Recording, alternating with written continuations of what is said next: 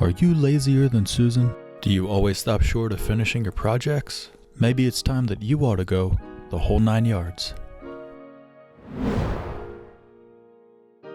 The whole 9 yards means everything possible or available. For example, the zoo had every type of primate: gorillas, orangutans, chimpanzees, the whole 9 yards. My car is a little dirty. It just needs a wash, wax, vacuum, the whole 9 yards.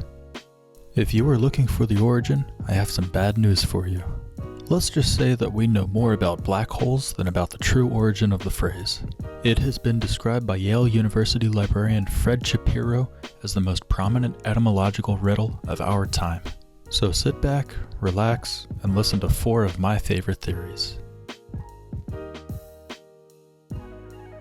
Before I get into the theories, I should mention the first known usage, which will become important later on. The earliest known idiomatic example of the whole 9 yards in print is from an Indiana newspaper called the Mitchell Commercial in 1907, and it appeared again in the same paper the following year.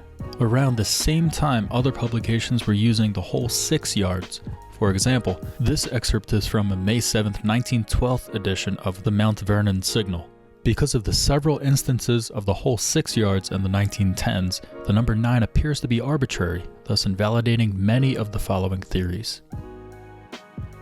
The whole 9 yards could relate to the length of pieces of fabric or various garments. During the 1800s and early 1900s, fabrics were routinely sold in standard lengths of 9 yards, and other multiples of 3 yards. In 1855, a New Albany Daily Ledger article used the phrase non-idiomatically. However, no single source confirms that any garment was the actual origin. During World War II, aircraft machine gun belts were apparently 9 yards long. A returning pilot would explain the intensity of the battle by saying, "I gave him the whole 9 yards." Now, there were many types of planes used in the war, so you might ask, which belts? There are many versions of this explanation with variations regarding type of plane, nationality of gunner, and geographic area. One ammunition belt that fits the length requirement is for the British Vickers machine gun during the First World War. Ammunition containers were capable of accommodating linked belts of 350 to 400 rounds, the average length being about 9 yards. Either way, since the phrase in print predates World War I, this theory is no longer viable. The 9 yards refers to a cubic measure of the volume of a concrete mixer, which just so happens to be 9 cubic yards, although many trucks hold 8 or 10 yards. Anyway, toward the end of the load, if it becomes obvious that the entire load is needed, you would say, "Give me the whole 9 yards." Unfortunately, this theory is inconsistent with the phrase's history.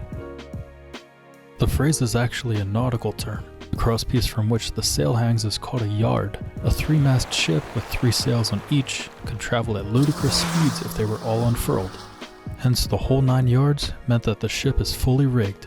However, not all ships had exactly 3 yards on each mast, and not all sailing vessels had 3 masts. Which is the correct theory? As of now, no one really knows for sure, which of course means that the Riddler finally won.